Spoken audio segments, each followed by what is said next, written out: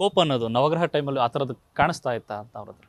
ಇಲ್ಲ ಆ ಥರ ಏನಿಲ್ಲ ಅಲ್ಲಿ ಕೋಪ ಅನ್ನೋದು ಆ ಥರ ಏನಿರ್ತಿರಲಿಲ್ಲ. ಯಾಕಂದರೆ ನಾನು ಅವಾಗಲೇ ಎಲ್ಲ ಎಲ್ಲರ ಜೊತೆನೂ ಚೆನ್ನಾಗಿದ್ರು.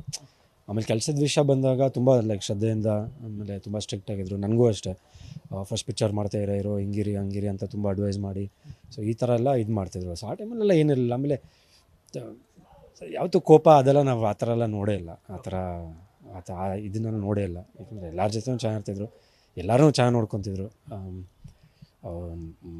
ಮನೆ ಕೆಲಸದವ ಮಾಡೋರಿಂದ ಹಿಡಿದು ತೋಟದಿಂದ ಹಿಡಿದ್ರು ಫ್ರೆಂಡ್ಸ್ ಇರ್ಬೋದು, ಪ್ರತಿಯೊಬ್ಬರಿಗೂ ತುಂಬ ಒಂದೊಳ್ಳೆ ಗೌರವ, ಒಂದೊಳ್ಳೆ ತುಂಬ ಚೆನ್ನಾಗಿ ನೋಡ್ಕೊತಿದ್ರು. ಈಗಲೂ ಅಷ್ಟೇ ಎಲ್ಲರ ಮಾತಲ್ಲಿ ಬರೋ ವಿಷಯ ಒಂದೇ, ಅಂದರೆ ದರ್ಶನ್ ಅವರ ಸುತ್ತಮುತ್ತ ಇರೋಂಥ ಗ್ಯಾಂಗಿಂದ ಸ್ವಲ್ಪ ಅವ್ರಿಗೆ ಈ ಥರದೊಂದು ಸಮಸ್ಯೆಗಳು ಎದುರಾಗ್ತಿರೋಂಥದ್ದು ಅಂತ. ಇಲ್ಲ ಸರ್, ಅದನ್ನೆಲ್ಲ ಮಾತಾಡೋಷ್ಟೊಂದು ದೊಡ್ಡವನಲ್ಲ. ಯಾಕಂದರೆ ಎಲ್ಲರೂ ಫ್ರೆಂಡ್ಸೇ. ಸೊ ನಾವು ಅವ್ರ ಜೊತೆ ಕಾಲ ಕಳೆದಿದ್ದೀವಿ. ಸೊ ಅದೆಲ್ಲ ನಾನು ಹೇಳೋದು ತಪ್ಪಾಗುತ್ತೆ. ಸೊ ಆ ಥರದ್ದು ಇದೇನಿಲ್ಲ. ಬಟ್ ಅದೇ ಹೇಳ್ದಂಗೆ ಇಟ್ಸ್ ವೆರಿ ಅನ್ಫಾರ್ಚುನೇಟ್ ಇದು ಆಗಿರೋದು. ಇಟ್ಸ್ ಅನ್ಫಾರ್ಚುನೇಟ್ ಅಷ್ಟೇ. ಈ ಪ್ರಕರಣ ಆದ ತಕ್ಷಣ ತಂದೆಯವ್ರಿಗೂ ವಿಚಾರ ಗೊತ್ತಿರುತ್ತೆ, ಏನಂತ ಹೇಳಿದ್ರು ತಂದೆಯವರು ಈ ವಿಚಾರ? ಏನಿಲ್ಲ ಸರ್, ಅದೇ ಇದು ಆಗಬಾರ್ದಿತ್ತು. ತುಂಬ ನೋವಾಯ್ತು ಎಲ್ಲರಿಗೂ, ಪ್ರತಿಯೊಬ್ಬರಿಗೂ. ತುಂಬ ಹತ್ರದಿಂದ ನಾವು ನೋಡ್ತೀವಲ್ಲ. ಸೊ ಅದೊಂದೇ ಲೈಕ್ ಬೇಜಾರು ಎಲ್ಲರಿಗೂ.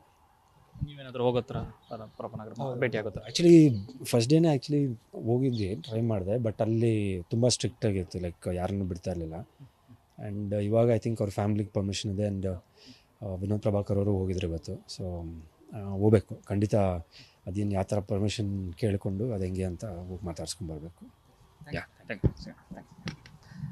ಇದಿಷ್ಟು ಧರ್ಮಕೀರ್ತಿ ರಾಜ್ ಅವರ ಮಾತು. ಕ್ಯಾಮ್ರಾ ಪರ್ಸನ್ ಶ್ಯಾಮ್ ಜೊತೆ ಲೋಕೇಶ್, ನ್ಯೂಸ್ ಫಸ್ಟ್ ಬೆಂಗಳೂರು.